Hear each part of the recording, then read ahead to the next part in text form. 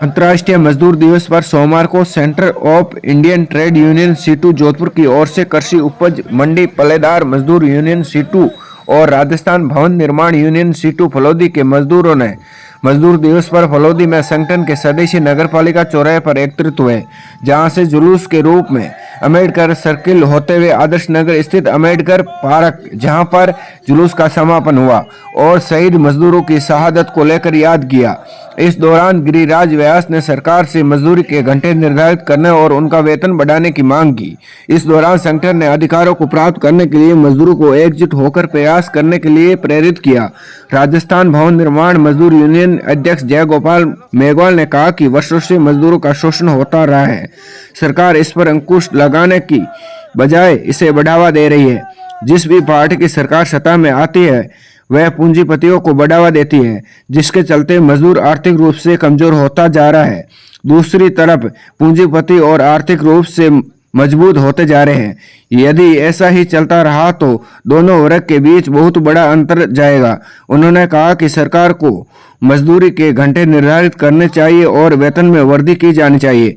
Doctor Niranjan Mehra ने बताया कि मजदूरों को अपनी व बच्चों की शिक्षा, स्वास्थ्य की जांच, नशा नहीं करने पर ध्यान देना चाहिए।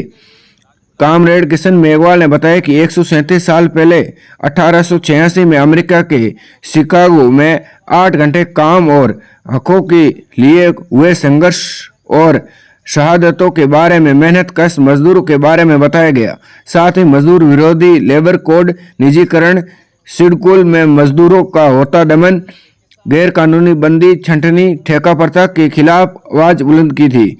इस मौके पर जयगोपाल मेघवाल, किशन मेघवाल, गिरिराज व्यास, डॉक्टर निरंजन मेहरा, जयराम खांगटा, मोडाराम शांतिलाल, गोपाल शेखासर, मोहम्मद रफी, सोहनलाल बिश्नोई, भागीरथ बाला, चेनाराम, भारत मांगीलाल, जनागल, कमल आदि मौजूद रहे।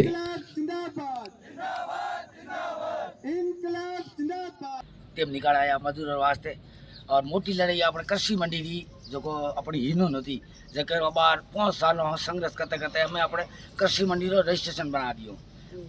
कृषि मंडी उपज मंडी और बड़ी अपने बड़ी जीत है मजदूरों लिए। आज अपने मई दिवस है जो लोगों शादी ब्याह में ज़्यादा लोग कम आया, निर्माण में आगे आगे स्थिति है और अठे कृषि मंडी में पल्लेदार घनी 450 है। मतलब लोग हैं ब्याह शादी में कोई कितने आया तो कोई धन्यवाद जीता आदमी 8 ही घना हुए 10 ही घना हुए और पता था जीता और सब नहीं। और आप एकता राखो जना आप हर मोंग आप एकता हो जना आप कोई मोंग हुए ना होरी मना आप में एकता नहीं हो जना अपन लोग तोड़ तोड़ भोंगे हमें अपन डाह डंडा हो भोंगन के ताकत को और एक हो धंधा हो जो भोंग दे अपन जोड़ो नहीं जना अपन कोई भोंगना एक ही को और अपनी मोंग मोह नहीं। धन्यवाद साहब। होता उसके बिना राष्ट्र का निर्माण नहीं हो सकता है। पूर्व वक्ताओं ने बहुत सही बातें कही हैं। आप सबको एकता रखनी है। कुछ दिन पूर्व मंडी में जो आपने एकता रखी उसके कारण आपको अपना हक मिला। उसके साथ ही आपको एक चीज करनी है जरूरी, अगर आपको और मजबूत बनना है तो आपको शिक्षित होना पड़ेगा। आपसे पेपर पे साइन करा लिए गए थे जबकि उसमें मजदूरी की रेट तय हुई थी। ये बात हुई थी कि नहीं हुई थी? मैं वहां पर आया और मैंने मंडी सेक्रेटरी से भी बात की थी और उस मीटिंग में 1 घंटे से उसका हल निकल चुका था। आपकी एकता ही है वो आपको विजय दिलाती है। भाई साहब ने जो बात बिल्कुल सही कही है कि मजदूरों में एकता होनी चाहिए। मजदूर भी आखिर एक इंसान है। 8 घंटे से ज़्यादा काम नहीं करना है और अपने बच्चों को आज सभी लोग अगर मेरी इस बात से सहमत हैं तो हाथ उठाएं। अपने बच्चों को आपको शिक्षित करना पड़ेगा। यदि आप मेरे से सहमत हैं तो हाथ उठाइए। शिक्षा वो अधिकार है जिससे आपसे मजदूरी आप मजदूर से आप एक पढ़े लिखे RS IAS अफसर हो सकते हैं। इसलिए अपने बच्चों को बढ़ाइए।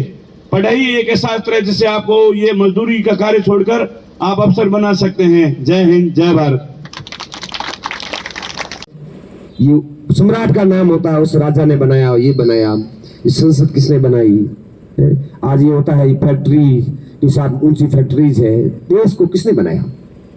ये समझने की जरूरत है, बहुत दिल से समझने की जरूरत है। दिल में दिमाग से जोर डालिए कि पूरे मुल्क को, पूरी दुनिया को मजदूरों ने खूबसूरत बनाया है।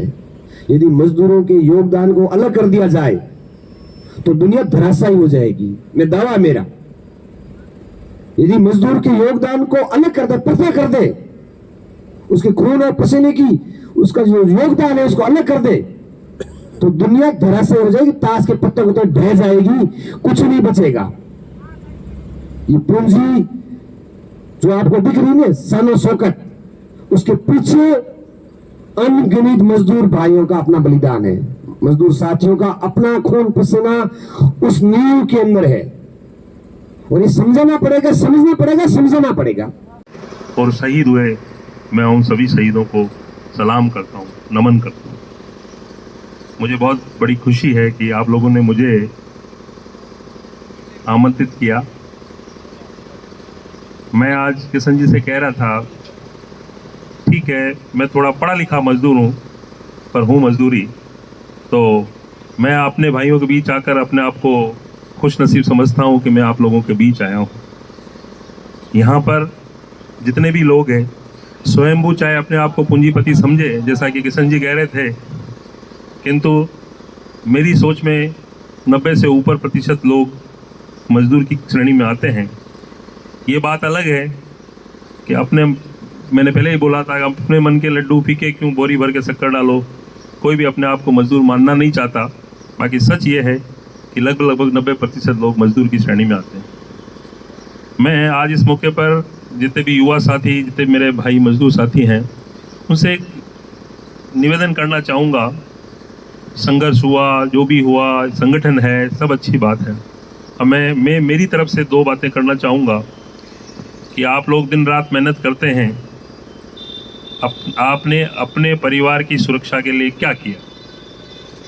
आप 100 बरस जिए, 500 बरस जिए, हजारों साल जिए, किंतु कोई ऐसी अनहोनी हो जाए और आप इस दुनिया में नहीं रहें या हम इस दुनिया में नहीं रहें, तो क्या अपने परिवार के लिए हम लोगों ने कुछ सोचा है?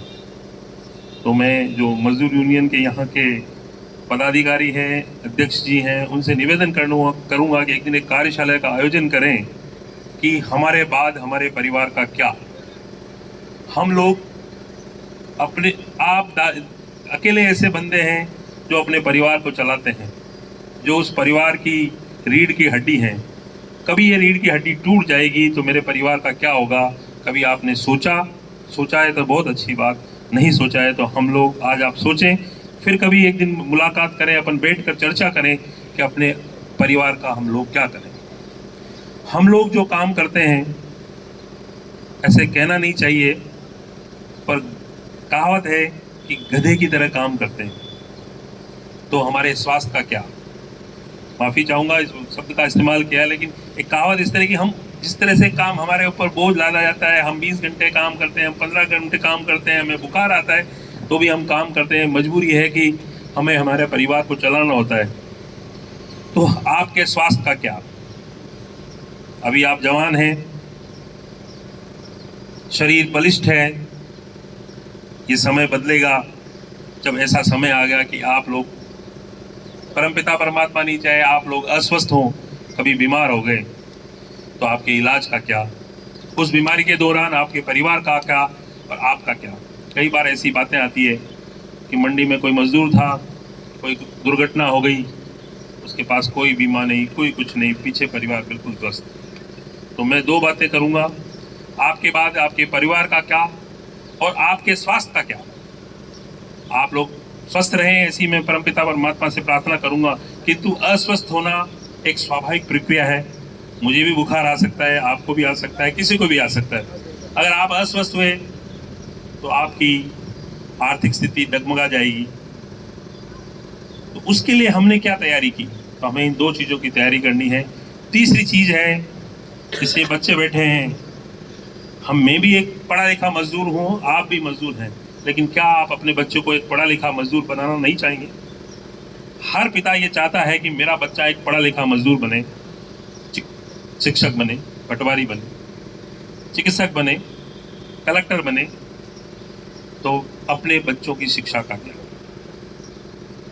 चाहे कुछ भी हो जाए, सूखी रोटी मिर्ची खाना पड़े, किंतु बच्चे की शिक्षा के लिए हमें किसी भी कीमत पर कोई भी समझौता नहीं करना। ब्याह में हम बड़े बड़े कार्यक्रम करके पैसे खर्च कर सकते हैं, जागरणों में हम पैसे खर्च कर सकते हैं, लेकिन जब बच्चे की शिक्षा की बात आती है तो हम लोग कि मेरे पास पैसे की व्यवस्था नहीं है। ये तीसरी बात। चौथी बात मैं कहूँगा, नशा हर आदमी करता है। मैं ये कहता हूँ, मजदूरों की बात नहीं कर रहा, हर आदमी नशा करता है, पर हमें आज इस मजदूर दिवस के मौके पर एक प्रतिज्ञा करनी पड़ेगी कि नशे की प्रवृत्ति को हम कोशिश करेंगे बंद करें। अगर आप नहीं कर पाए तो उसको कम करें। जब भी घर जाएं, परिवार के साथ बिना नशे के जाएं, तो परिवार के साथ आप अच्छी तरह से व्यवहार कर सकते हैं। नहीं तो हम उस कार्यशाला में ये भी डिस्कस करेंगे, कौन अपना भाई ऐसा है जो जब शाम को घर जाता है तो अच्छी तरह व्यवहार करता है, दिन भर पसीना बहा करके जो पैसा कमाता है उसका 30%, 40%, 50%, 100% और 125% उधार लेकर के भी हम नशा करके घर पहुंचते हैं और अपने परिवार के मानसिक संतुलन को खराब करते हैं, परिवार की आर्थिक स्थिति को खराब करते हैं, परिवार के बच्चों की शिक्षा को खराब करते हैं। मैं आपको आज हाथ जोड़ के निवेदन करना चाहूँगा, कोशिश करें इस नशे की प्रवृत्ति को कम करें। इन चारों चीज़ों के लिए मैं आपके पास आया हूँ। हम ये तो सिर्फ एक आपको ये बताया ये करना है, अब हमें करना क्या है इसके लिए हम अलग से कार्यशाला आयोजित करेंगे। उस दिन आप भी पधारेंगे, कामराज जी भी पधारेंगे, तो चाहूँगा कि उस कार्यशाला में हम प्रण लें, पहला मेरे बाद मेरे परिवार का क्या, दूसरा क्या, तीसरा मेरी बच्चों की शिक्षा का क्या, चौथा छोड़ें या कम करें। इन चारों बातों पर हम बात करेंगे। पर मेरे सभी मजदूर, एक शिक्षित मजदूर की तरफ से इस बहुत बधाई देता हूं और उन सभी शहीदों